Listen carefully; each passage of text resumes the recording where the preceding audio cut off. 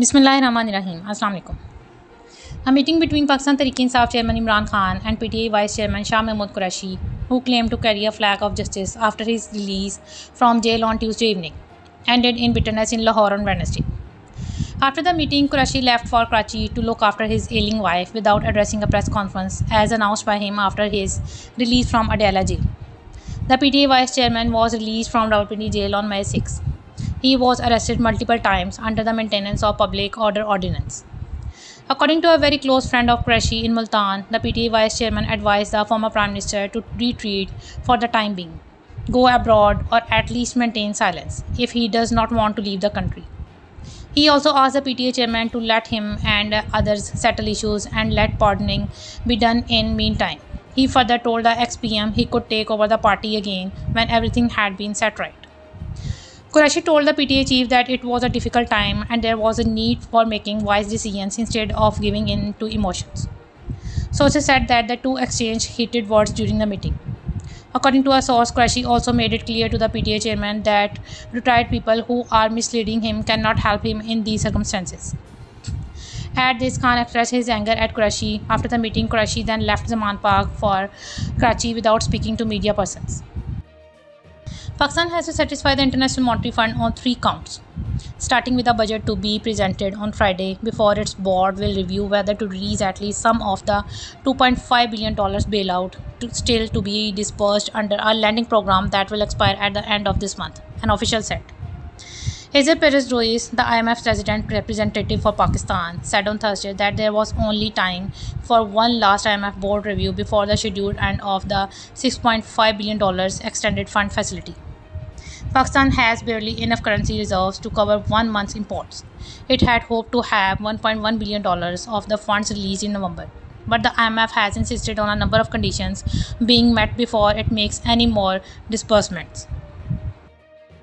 As a new political party emerges on the horizon, former Pakistan Tehreek-e-Insaf leaders Fawad Chaudhry, Imran Ismail and Ali Zaidi, along with several other former leaders of the party, seem set to join hands with Jahangir Tareen, who has been picking up the pieces of the fast dismantling PTI.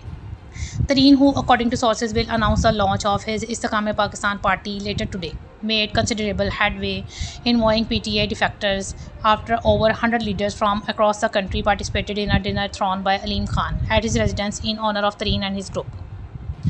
According to sources, Tareen will announce his new party at a local hotel in Lahore and is set to become its patron-in-chief. Apart from Zaidi and Imran, Muhammad Baqi Maulvi and Jay Prakash were 2 of the ex-PTI leaders from Sindh present at the dinner. Punjab Home Department has granted consular access to Pakistani origin US citizen Khadija Shah, who was allegedly involved in an arson attack on Jinnah House on May 9. Sources said that the Punjab Home Department made the decision after instructions from the Ministry of Interior. The sources said the US officials are set to meet her today at 11 p.m. at Kot Lakhpat jail in the presence of prison as well as special branch officials. After receiving the US officials' request for consular access to Shah, the Ministry of Interior issued a no objection certificate and directed the Additional Chief Secretary of the Punjab Home Department to give consular access to Shah.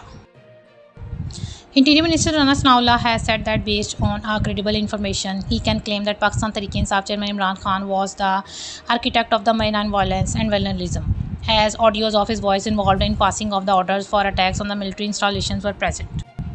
The minister said that due to the nature of the conversations of the former prime minister, the courts would be asked to hold in-camera proceedings on them. The interior minister said the PTI chairman formed a strategy in Zaman Park, his residence in Lahore, during the past year and directed attacks against the defense institutions and other state properties. The government plans to generate $2 billion through the launching of Eurobonds in the upcoming budget for 2023-24. The budget makers are finding numbers crunching hard for the upcoming budget on account of dollar inflows through foreign loans at a time when the International Monetary Fund program has not been revived.